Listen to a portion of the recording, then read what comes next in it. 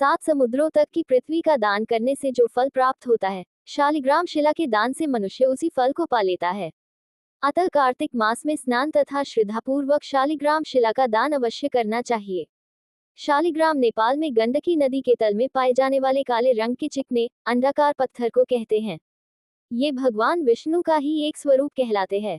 तुलसी के श्राप स्वरूप भगवान विष्णु को शालिग्राम बनना पड़ा था। हिंदू धर्म में देव प्रबोधनी एकादशी या देवउठनी एकादशी के दिन तुलसी शालिग्राम विवाह की परंपरा है। 1. स्वयंभू होने के कारण शालिग्राम की प्राण प्रतिष्ठा की आवश्यकता नहीं होती और भक्तजन इन्हें घर या मंदिर में सीधे ही पूज सकते हैं। 2. शालिग्राम अलग अलग रूपों में पाए जाते हैं। कुछ मात्र अंडाकार होते हैं तो कुछ में एक छिद्र होता है। ये पत्थर के अंदर शंख, चक्र, गदा या पद्म खुदे होते हैं। 3. भगवान शालिग्राम का पूजन तुलसी के बिना पूर्ण नहीं होता और तुलसी अर्पित करने पर वे तुरंत प्रसन्न हो जाते हैं। 4. श्री शालिग्राम और भगवती स्वरूपा तुलसी का विवाह करने से सारे अभाव, कलह, पाप, दुख और रोग दूर हो जाते हैं। 5. तुलसी शालिग्राम विवाह करवाने से वही पुण्य फल प्राप्त होता है जो कन्यादान करने से मिलता है।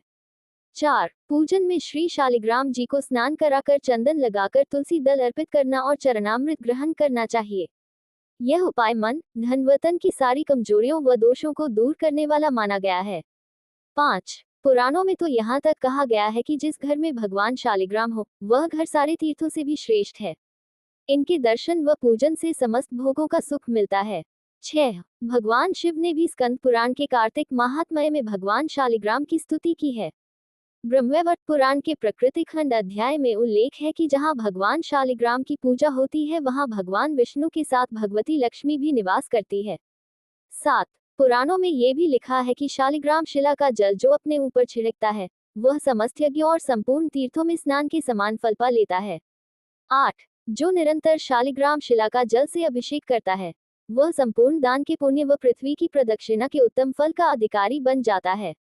9. मृत्युकाल में इनके चरणामृत का जलपान करने वाला समस्त पापों से मुक्त होकर विष्णुलोक चला जाता है। 10. जिस घर में शालिग्राम का रोज पूजन होता है उसमें वास्तु दोष और बाधाएं अपने आप समाप्त हो जाती हैं। शालिग्राम की कहानी, विष्णु को श्राप क्यों मिला? देवउठनी एकादशी पर शालिग्राम पूजन का महत्व और लाभ। भगवान विष्णु को कई स्थानों में काले पत्थर के रूप पूजा जाता है। यही नहीं, सत्यनारायण की पूजा के समय पंडित जी एक काला पत्थर साथ में रखते हैं जो विष्णु जी की मूर्ति के पास रखा जाता है और फिर पूजा शुरू की जाती है। इसे पत्थर को शालिग्राम के नाम से जाना जाता है। ये श्राप इतना शक्तिशाली था जिसने भगवान विष्णु को पत्थर में बदल दिया। यह उन्हें स्वीकार करना पड़ा क्योंकि यह उनकी सबसे प्रिय भक्त वृंदा ने उन्हें दिया था। यह शालिग्राम पत्थर केवल गंडक नदी के तट के पास पाया जाता है।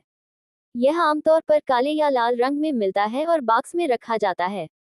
जो कोई भी यह शालिग्राम पत्थर अपने घर में रखता है उसे पूजा और साफ सफाई का बहुत ध्यान रखना पड़ता है।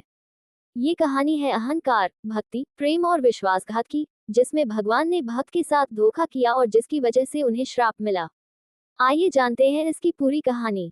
जलंधर। शिव का एक भाग। एक समय जलंधर नाम का एक पराक्रमी असुर था, जो शिव की तीसरी आंख से उत्पन्न हुआ था। यही कारण था कि वह अत्यंत शक्तिशाली योद्धा था। इसका विवाह वृंदा नामक कन्या से हुआ। वृंदा भगवान विष्णु की परम भक्त थी। इसके पतिव्रत धर्म के कारण जलंधर अजेय हो गया था। जलंधर और शिव का युद्ध, इसने एक युद्ध में भगवान शिव को भी पराजित कर दिया। अपने अजेय होने पर इसे अभिमान हो गया और स्वर्ग के देवताओं को परेशान करने लगा। दुखी होकर सभी देवता भगवान विष्णु की शरण में गए और जलंधर के आतंक को समाप्त करने की प्रार्थना करने लगे, क्योंकि जलंधर को तभी हराया जा सकता जब पत्नी वृंदा पवित्रता को भान कर दिया जाए। वृंदा विष्णु की सबसे बड़ी भक्त, एक असुर की बेटी और पत्नी होने के बावजूद वह भगवान विष्णु की भक्त थी। वह भगवान विष्णु की परम भक्त थी और उन पर उसे पूरा विश्वास करती थी। विष्णु का विश्वासघात सभी देवताओं ने देखा कि शिव भी उसे हरा नहीं पाए तो वे विष्णु की शरण में गए। भगवान विष्णु ने अपनी माया से जलांधर का रूप धारण कर लिया और छल से वृंदा के पतिव्रत धर्म को नष्ट कर दिया। इससे जलंधर की शक्ति क्षीण हो गई और वह युद्ध में मारा गया। वृंदा का अभिशाप, जब वृंदा ने भगवान विष्णु को छुआ तब उसे पता चला कि वह जलंधर नहीं है, और उसने पूछा कि वह कौन है। जब वृंदा को भगवान विष्णु के छल का पता चला तो उसने भगवान विष्णु को पत्थर का बन जाने का शाप दे दिया।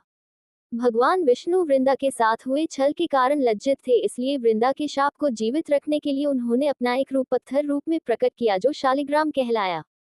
तुलसी भगवान विष्णु ने वृंदा से कहा कि तुम अगले जन्म में तुलसी के रूप में प्रकट होगी और लक्ष्मी से भी अधिक मेरी प्रिय रहोगी। तुम्हारा स्थान मेरे शीश पर होगा। मैं तुम्हारे बिना भोजन ग्रहण नहीं करूंगा। यही कारण है कि भगवान विष्णु के प्रसाद में तुलसी अवश्य रखा जाता है। बिना तुलसी के अर्पित किया गया प्रसाद भगवान विष्णु स्वीकार नहीं करते हैं। शालिग्राम तुलसी का विवाह वृंदा के राख से तुलसी का पौधा निकला। वृंदा की मर्यादा और पवित्रता को बनाए रखने के लिए देवताओं ने भगवान विष्णु के शालिग्राम रूप का विवाह तुलसी से कराया। इसी घटना को याद रखने के लिए हर वर्ष कार्तिक शुक्ल एकादशी यानी देव प्रबोधनी एकादशी के दिन तुलसी का विवाह शालिग्राम के साथ कराया जाता है।